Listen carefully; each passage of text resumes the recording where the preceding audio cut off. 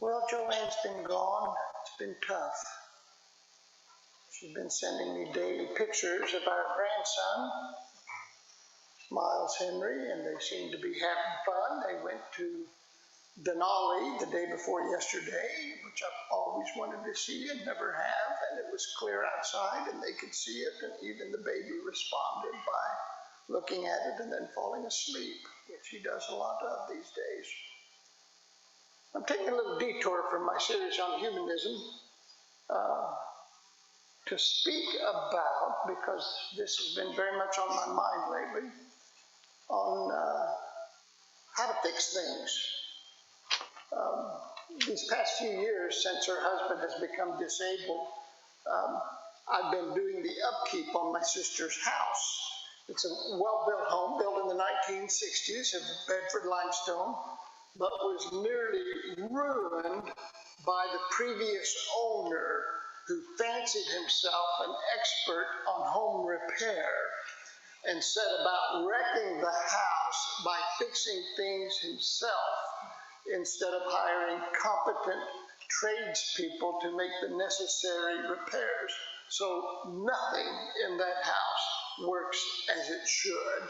The water at the kitchen sink is turned on by flushing the toilet in the master bedroom. The garage door is raised by turning on the garbage disposal, and the sump pump is in the attic.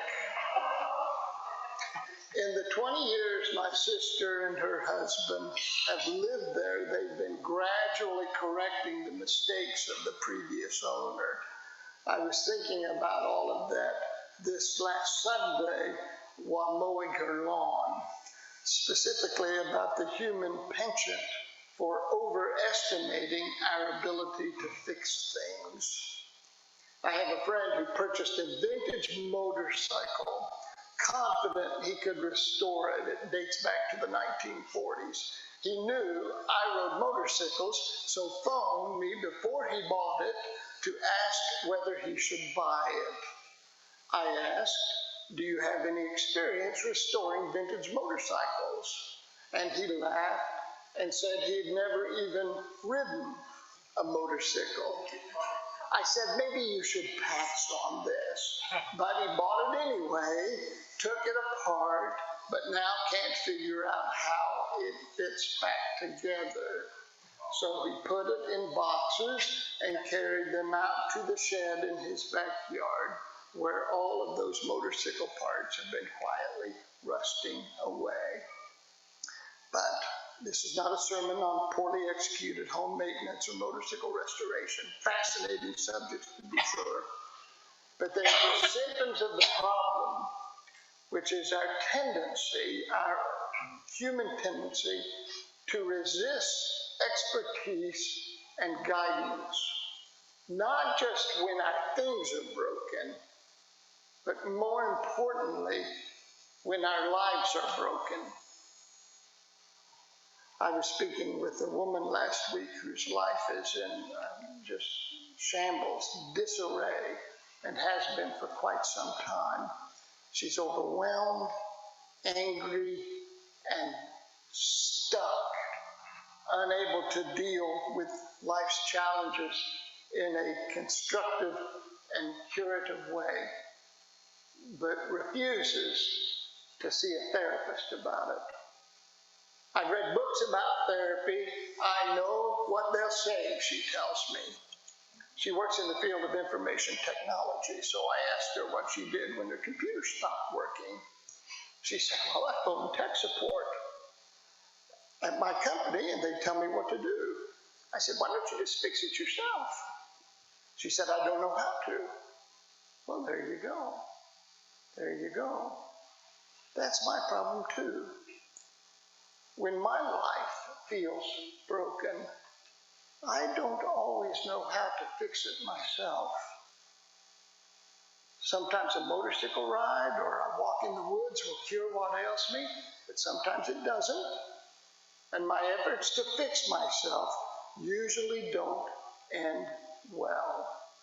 We must choose our medicine carefully. In the later years of his life, my father's solution to aging and depression was alcohol, which made him neither younger nor happier. I have a childhood friend who decided to solve his anxiety by becoming religious. Within a short time, he went from being anxious to obnoxious and overbearing.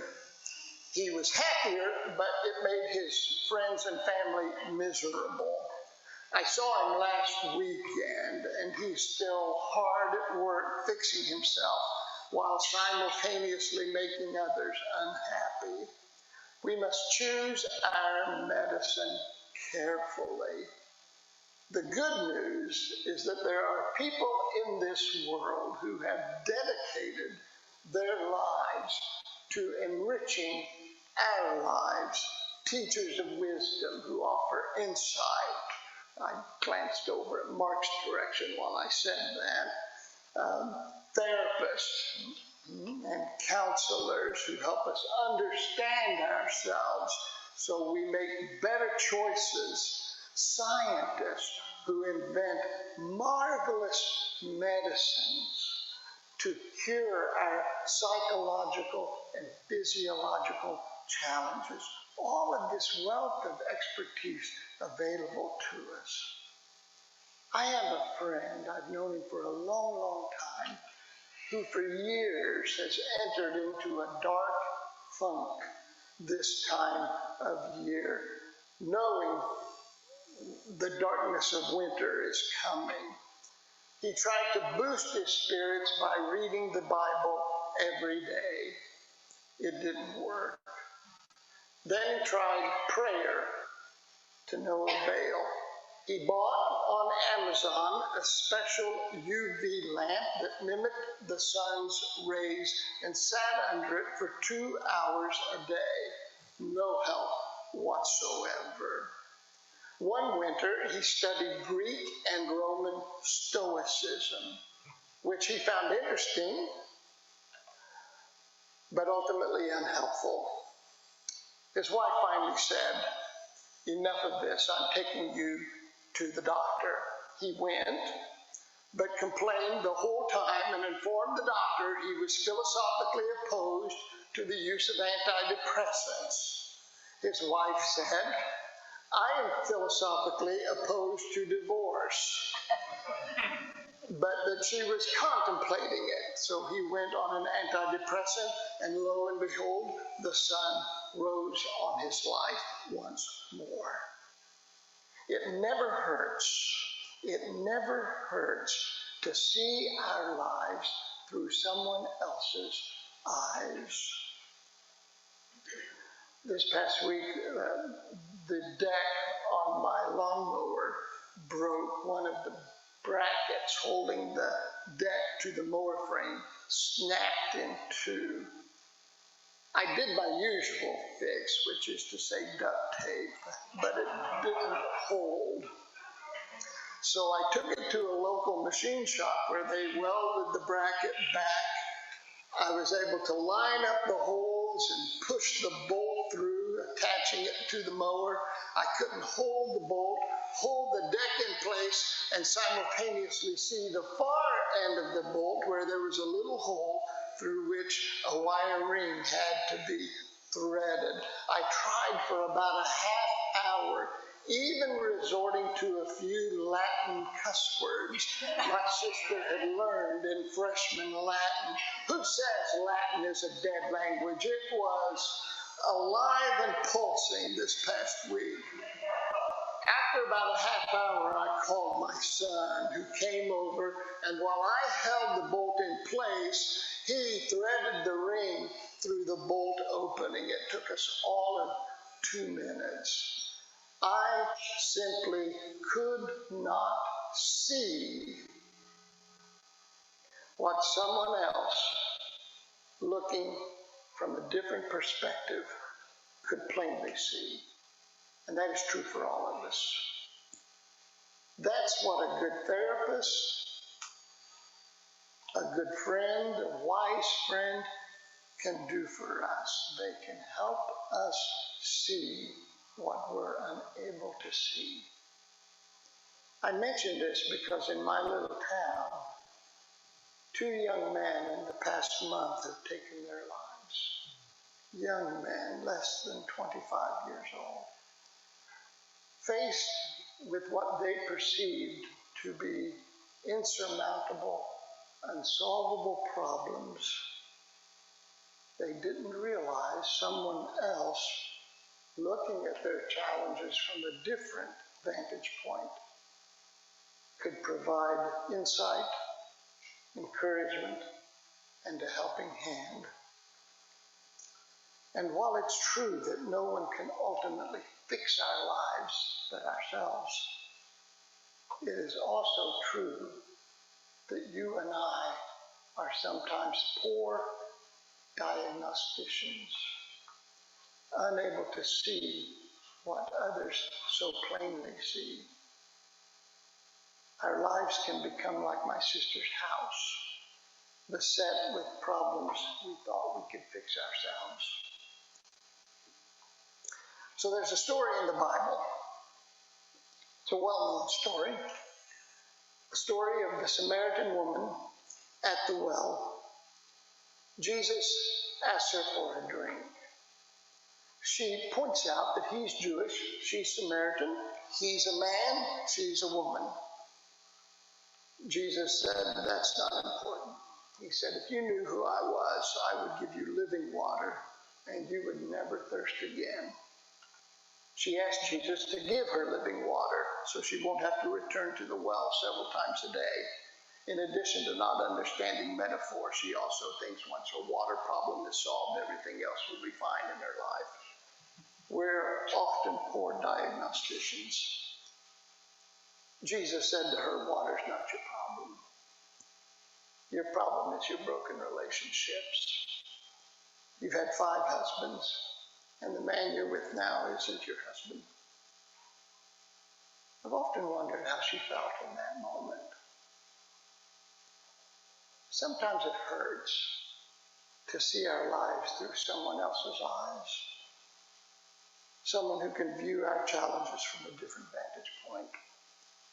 Someone who can assist in our healing, lest our lives become broken with problems we thought we could fix ourselves. Sometimes being diagnosed is painful. It hurts to have our problems laid bare. But there was never an illness cured without a proper diagnosis. And there has never been a lame person who could rise and walk without a helping hand. So we have a next door neighbor whose daughter turned 18 this summer and headed off to college.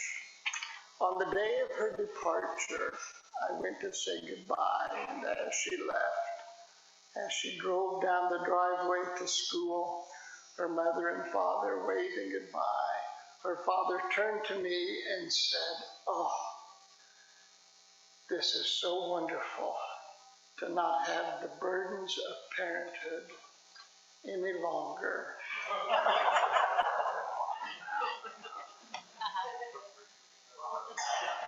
Doesn't it feel sometimes like we reach points in our lives when we think things are going to dramatically change? That just because our children reach a certain age, that our obligations, our worries, our concerns, our efforts magically end?